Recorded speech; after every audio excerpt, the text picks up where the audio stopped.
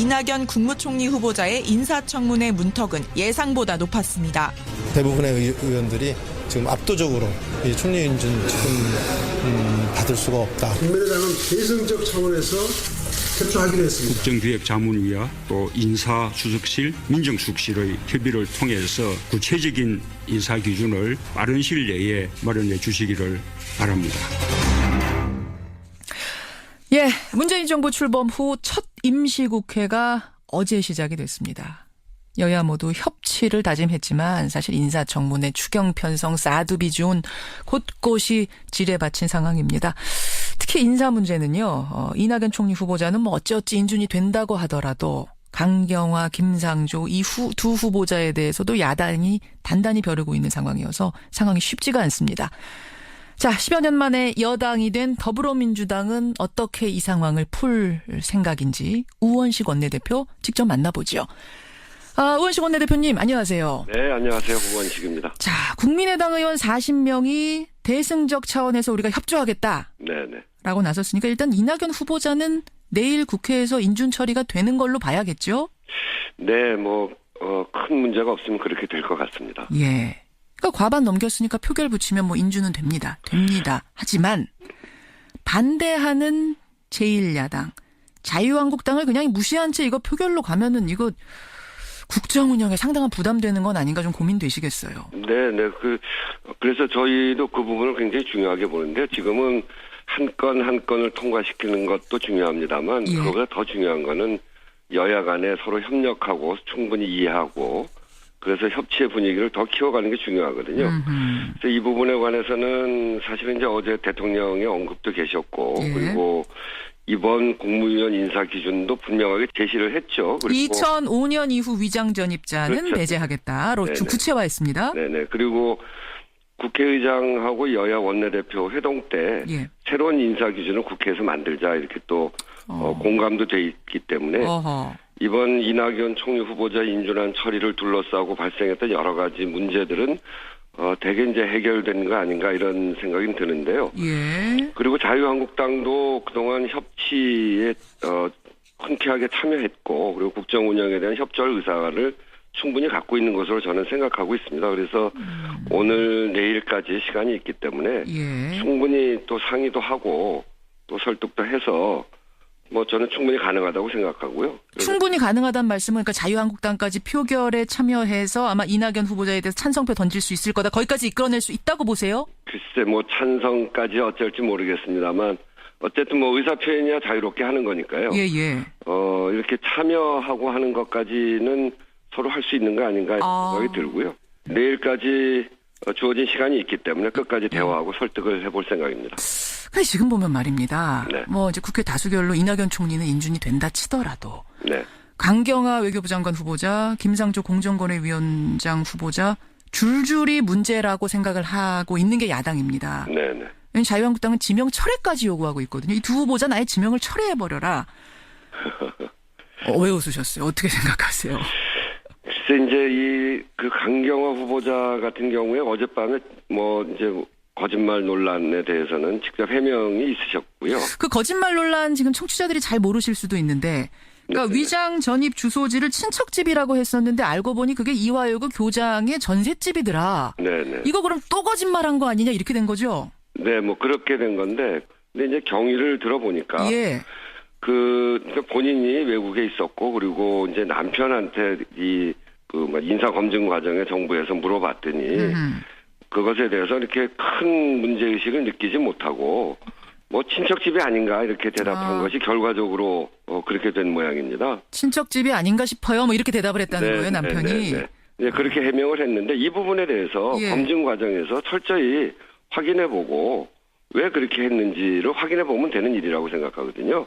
근데 그게 말입니다. 그냥 친척집이라고 잘못 알고 얘기했는데 다른 일반인의 집이었던 것과 이화여고 교장의 전셋집, 학교하고 이게 뭔가 그러면 연결이 되는 거 아니냐? 그럼 조금 더 간단치 않은 위장 전입 아니냐? 이렇게 지금 얘기가 야당에선 제기하고 있는 것 같아요. 그건 이제 청문회에서 따져봐야 되겠죠. 왜 그랬는지.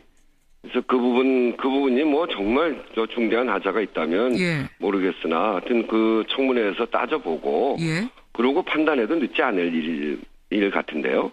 그러니까 지명을 철회할 정도의 상황은 아니라고 보세요. 네, 뭐 저희는 그렇다고 봅니다. 그러니까 재고의 여지가 있거나 뭐 이런 판단도 안 드시고요. 저희가 그동안 청문회 할 때, 예. 되게 이제 낙마를 한다거나 철회하고 할 때는 상당히 구체적인 범법 사실이 드러날 경우에 그렇게 됐거든요.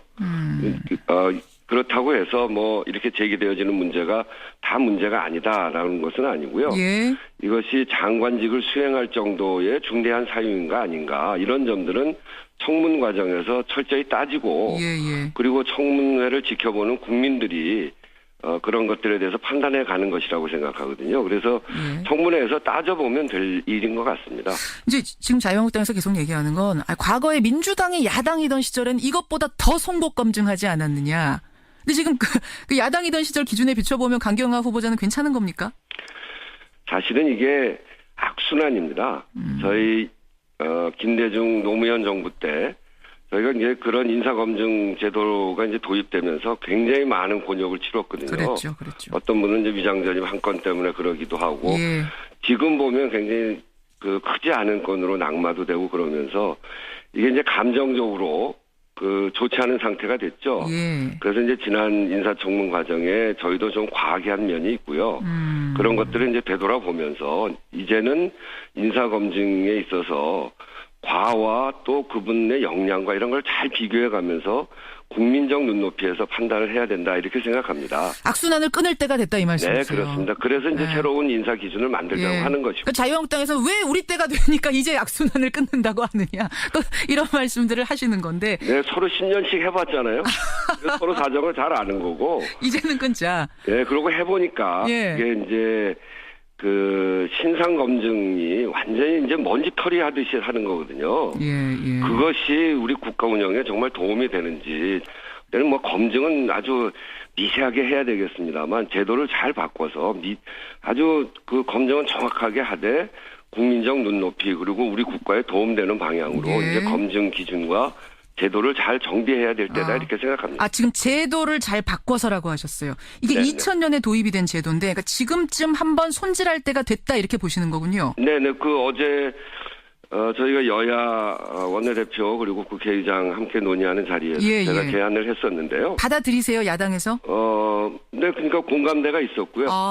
대체적으로 공감을 해주셔서 우리 국회 운영위원회에다가 소위를 구성하는데 소위 구성. 네, 소위 구성하는 데로 되게 의견이 모아져 있습니다. 그렇군요. 거기까지 합의가 이끌어졌다. 네. 다시 이야기를 좀 돌려서요. 이제 강경화 후보자는 지명 처리할 정도 아니다 지금 말씀하셨고 김상조 공정거래위원장 후보자의 경우는 이제 두 차례 위장 전입에 대해서는 다 해명을 했습니다. 나름 이제 일리 있는 해명을 했습니다. 근데 어제 추가 의혹이 또 제기된 게 다른 사람 위장 전입을 방조했다. 아들의 군복무 특혜 의혹까지 두 가지가 더 불거졌습니다. 이것도 좀 파악해 보셨어요? 그건 아직 제가 구체적으로 잘 듣지 못했는데요.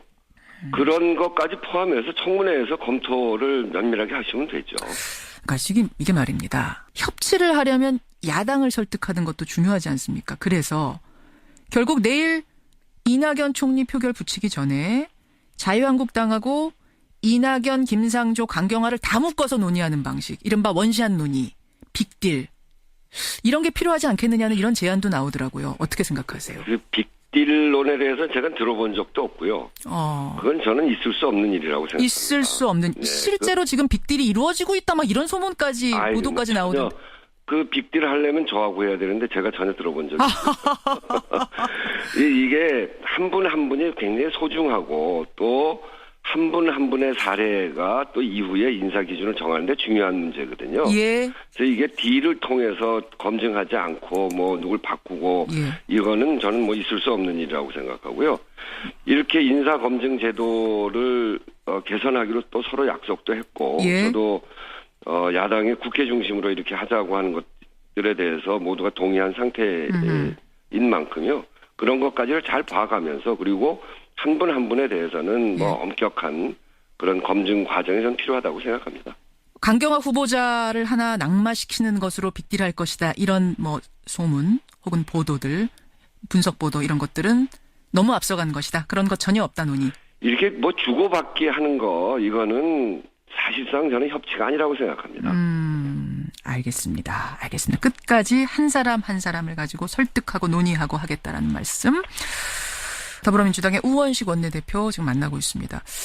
우 대표님 조금 다른 얘기인데 네네. 그 문재인 대통령이 청와대 특수활동비를 42% 감축하겠다 이렇게 밝히고 국민들이 많이 박수를 보내고 했는데 정치권의 특수활동비는 어떠냐? 네. 정의당의 노회찬 원내대표는 국회도 특수활동비 지출 항목을 전면 폐지하자 이렇게 제안을 했더군요. 네. 어떻게 생각하세요?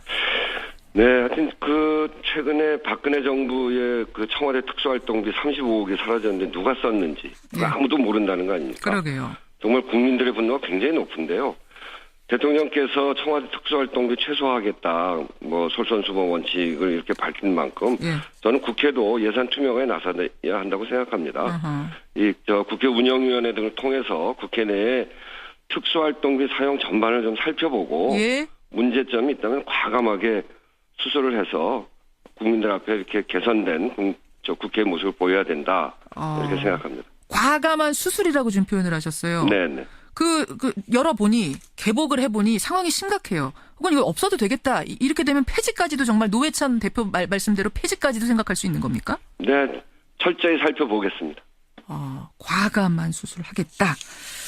알겠습니다. 아까 인사청문 제도 한번 손질할 필요 있다. 소위 만들겠다까지는 동의가 됐다고 하셨는데 네. 이번 임시국회 중에 혹시 뭔가 결실이 나올 수도 있나요? 저는 신속하게 하자고 그랬습니다. 이건 오래 걸릴 일이 아니고요. 예. 사실상 그동안 인사청문회를 굉장히 많이 하지 않았습니까? 했죠. 지난 20년 동안. 예.